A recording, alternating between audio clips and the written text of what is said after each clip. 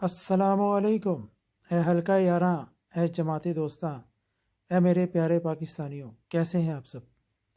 آج ایک طویل غیر حاضری کے بعد آپ کی خدمت میں ایک بہت ضروری بات کرنے کے لیے حاضر ہوا ہوں۔ بات یہ ہے کہ ووٹ ڈالنا ضروری نہیں بلکہ بہت ضروری ہے۔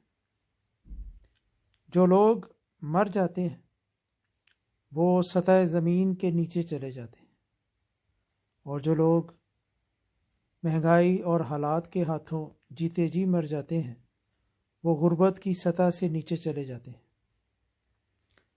ہمارے ملک میں ایسے لوگوں کی تعداد دن بدن بڑھتی جا رہی ہے، اور دھیرے دھیرے ہمارا یہ پیارا ملک ایسے لوگوں کے لیے قبرستان بنتا جا رہا ہے۔ اگر ایسے ہی چلتا رہا تو عام آدمی کا جینا یہاں مشکل تو ہے ہی، اب ناممکن ہو جائے گا۔ اگر اب بھی انقلاب نہ آیا تو پھر یاد رکھیے گا کہ قبرستانوں میں انقلاب نہیں عذاب آیا کرتے ہیں۔ اگر ہم نے اپنے ملک کے حالات کو بہتر کرنا ہے تو ہمیں ووٹ ڈالنا ہے، لازمی ووٹ ڈالنا ہے۔